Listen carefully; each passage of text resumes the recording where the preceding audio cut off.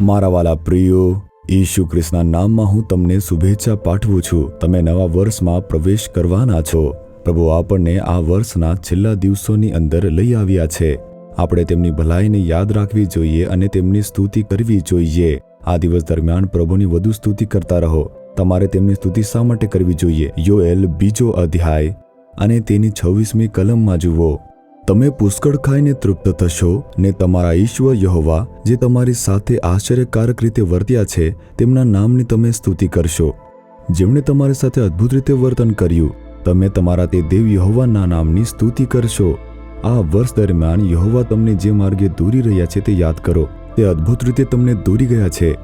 જો તેમણે આપણા પાપો માટે સજા કરી હોત તો આપણે નાશ પામ્યા હોત, પરંતુ તેમણે તેમની મહાન કૃપાથી આપણને માફ કર્યા. શું આપણા દુશ્મનો આપણી વિરુદ્ધ તે ઊભા થયા ન હતા? જો તેમણે આપણને તેમના હાથમાં સોંપ્યા હોત તો આપણે નાશ પામ્યા હોત. પ્રભુએ આપણને શત્રુના હાથમાં ન આપ્યો અને તેના હાથથી આપણને બચાવ્યું છે. શું દુષ્ટ શેતાન ગર્જના કરતા સિંહની જેમ આપણી વિરુદ્ધ ઊભો ન હતો?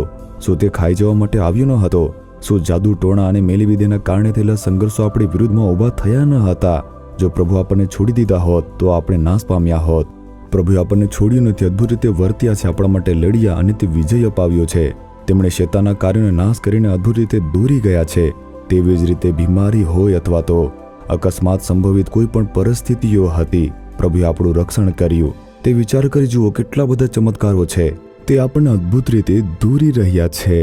આપણે બધું યાદ કરીને પ્રભુની સ્તુતિ કરવી જોઈએ.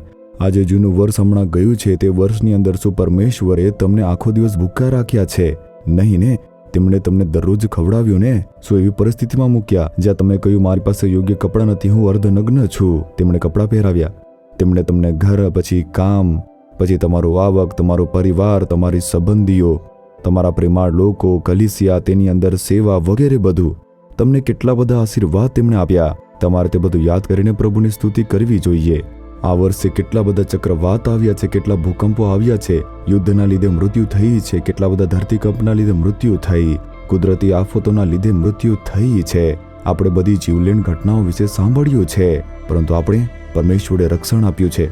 આવું કેમ કરીશું? આપણે બહુ બધા પવિત્ર છીએ કે તે બધા તેમના પાપના કારણે મૃત્યુ પામ્યા છે, પરંતુ હું તો પવિત્ર છું એટલે બચી ગયો આવું કહો છો? ના, તે પ્રભુની કૃપા છે. તે બધું યાદ કરીને કે હે પ્રભુ, મારા ઉપર દયા કરવા બદલ, મને માફ કરવા બદલ, મને દોરવા બદલ તમારે સ્તુતિ થાવ, સ્તુતિ થાવ. આવી રીતે સ્તુતિ કરો. જો તમે આભારી છો તો નવું વર્ષ પણ તમારા માટે આશીર્વાદરૂપ બની જશે. શું તમે હવે કહેશો? પ્રભુ તરફ જોઈને કહો કે હે પ્રભુ, આ વર્ષ દરમિયાન તમે મને અદ્ભુત રીતે દોરી ગયા છો, તે બદલ હું તમારી સ્તુતિ કરું છું, ધન્યવાદ કરું છું, આભાર માનું છું. તમે મારું રક્ષણ કરો છો, તમે મારું ભલું કરો છો, મારી જરૂરિયાત પૂરી કરો છો, તમે મને સાજા કરો છો, તમે મને મદદ કરો છો, તમે મારા માટે અસંખ્ય સારા કાર્યો કરો છો. હું દરેક વસ્તુ માટે તમારો આભાર માનું છું, સ્તુતિ કરું છું, સ્તુતિ કરું છું. પ્રભુ, આ નવા વર્ષમાં પણ તમે મારા માટે જે આશીર્વાદો સંગ્રહિત કર્યા છે તે બદલ સ્તુતિ થાવ, સ્તુતિ થાવ. ઈશુના નામમાં સ્તુતિના બલિદાન અર્પણ કરું છું પરમેશ્વર પિતા. Amen, amen.